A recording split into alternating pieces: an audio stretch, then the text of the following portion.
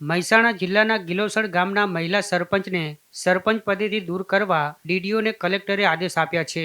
મહિલા સરપંચ અફરોજ બાનુ આ વખતે ગ્રામ પંચાયતની ચૂંટણી લડ્યા હતા અને વિજયી થયા હતા, પણ જીત્યા બાદ તુરંત વિવાદમાં સપડાયા હતા. તેમના પર આક્ષેપ થયા હતા કે તેમણે જન્મ તારીખમાં છેડછાડ કરી પોતાની ઉંમર 21 વર્ષ બતાવી હતી. જોકે હકીકતમાં તેમની ઉંમર હતી 19 વર્ષ. આથી તેમને બરતરફ કરવામાં આવે. જોકે બાદમાં મહિલા સરપંચે પોતાનો બચાવ કરતા પોતે 19 વર્ષના નહીં પણ 21 વર્ષના હોવાનો મનપામાંથી કઢાવેલો જન્મ તારીખનો દાખલો તંત્ર સમક્ષ રજૂ કર્યો હતો અને બાદમાં તંત્રને 21 વર્ષ હોવાનો જન્મનો દાખલો મળતા આ મહિલા સરપંચને સરપંચ તરીકે માન્ય રખાયા હતા. ત્યારે હવે મહિલા સરપંચ દ્વારા રજૂ કરવામાં આવેલો જન્મ તારીખનો દાખલો સબ રજિસ્ટ્રારની તપાસમાં ખોટો હોવાનું માલુમ પડતા ફરી પાછા સરપંચ ગેરલાયક ઠેરવાયા છે. તપાસમાં એ માહિતી સામે આવી છે કે આ મહિલા સરપંચે મોટા ભાઈની 21 વર્ષની ઉંમરનો દાખલો પોતાના નામે કઢાવી દીધો હતો.